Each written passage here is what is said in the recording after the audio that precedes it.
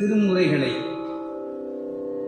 வாயார பாடி வணங்குகிறார்களோ, சாமி சொல்றார். எத்தனாவது பாட்டில்?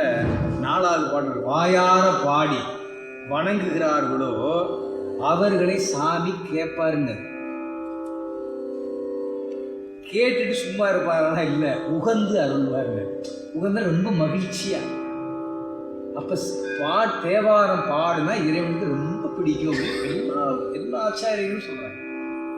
அப்படிப்பட்ட திருமுறைகளை மகிழ்ந்து கேட்கக்கூடிய பெருமான் திருமுருகநாதர் பெருமானுடைய திருச்செவிக்கு திருஞான சம்பந்த பெருமானுடைய இந்த திருமுறைகளை யாரெல்லாம் பாடி பரவி ஏற்றுகிறார்களோ அவர்களுக்கு உகந்து அருள்வது உறுதி என்று பேசுகின்றார்.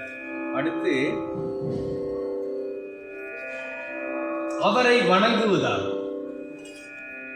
அவரை பாடி வணங்குவதால், அதான் முக்கியம். நம்முடைய என்னன்னா பாடி பரவுதல். இன்னொரு நல்லா கேளுங்க, நம்ம ஆச்சாரிய பெருமக்கள் உலகத்திலேயே மிகப்பெரும் ஒரு மாபெரும் உண்மையை சொன்னாங்க. அது உண்மை இல்லை, பாடுனா இறைவன் அருளை பெறலாம். இது யாருமே எங்கேயுமே சொல்லக்கூடாதுங்க. எந்த நாட்டிலையும் எங்கேயுமே இது கிடையாது. நீ பாடுனா இறைவன் அருள் கண்டிப்பாக கிடைக்குங்க. அப்படிப்பட்ட பெரிய உண்மையை நமக்கு சொன்னவர்கள்.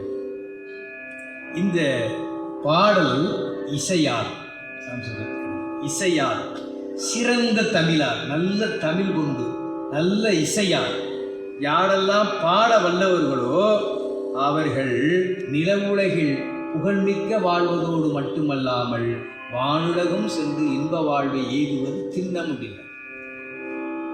அப்படிப்பட்ட ஞானசம்பந்த பெருமானுடைய வாக்கால் அருளிய இந்த திரு ஐயாற்று பதிகத்தை, இந்தளத்தில் அருளிய பதிகத்தை திருமுருகநாத பெருமானுடைய திருச்செவிக்கும் திரு ஐயாற்று பெருமானுடைய திருவுச்செவிக்கும் விண்ணப்பித்து அவருடைய அருளை நாமெல்லாம் பெறுவோமாக.